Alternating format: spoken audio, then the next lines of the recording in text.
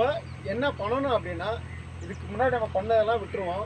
இதுக்கு முன்னாடி நமக்கு இழப்பு வந்துச்சு, அது நடந்துச்சு, இது நடந்துச்சு, அந்த மாதிரி பேசுகிறத விட்டுட்டு இனி என்ன பண்ணலாம் அப்படின்னா, இப்போ அந்த பதிவுபெற்ற சங்கத்தில் நானும் மதுரை மாவட்டத்தில் ஒரு முக்கியமான ஆள்.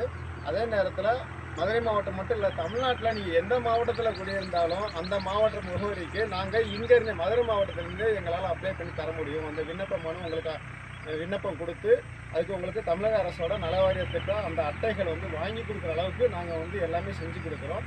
இதில் என்ன பண்ணணும் அப்படின்னா, ஒவ்வொருத்தரும் அவங்களோட ஆதார் கார்டில் அவங்களோட ஃபோன் நம்பர் இணைஞ்சிருக்கணும்.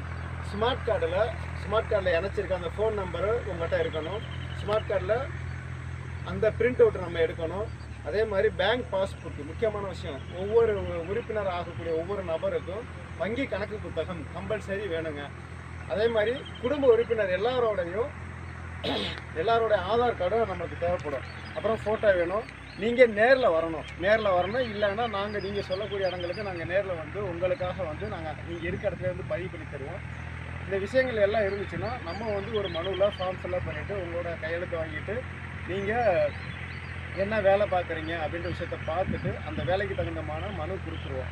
அந்த மனு மூலமாக 15 நாளில் வில்லேஜ் அட்மினிஸ்ட்ரேஷன் ஆஃபீஸர், நம்ம கிராம நிர்வாக அலுவலர் இருக்காங்களே, அவையோன்னு சொல்லுவோம் அவங்க வந்து அப்ரூவல் கொடுப்பாங்க. அதுக்கப்புறம் நலவாரி ஆஃபீஸரை, தமிழக அரசால் நடத்தப்படக்கூடிய நலவாரி ஆஃபீஸரை அதை வந்து அப்ரூவல் பண்ணிவிட்டு உங்களுக்கு வந்து அடையாள அட்டை கொடுத்துருவாங்க. இதோட பயன்கள் என்னென்னு பார்த்தோம்னா, பார்த்தீங்கன்னா பெண் பிள்ளைகளுக்கு 6ஆம் வகுப்புலேருந்து திருமணம் வரைக்கும் அவங்க வந்து ஒவ்வொரு வருஷமும் நலத்திட்டம் கொடுக்குறாங்க. உதாரணத்துக்கு 6ஆம் வகுப்பு படிக்கிற பெண் பிள்ளைக்கு ஆண்டுதோறும் ஒவ்வொரு வருஷமும் 1000 ரூபாய் உங்களோட வங்கி கணக்கே பணம் ஏறும்.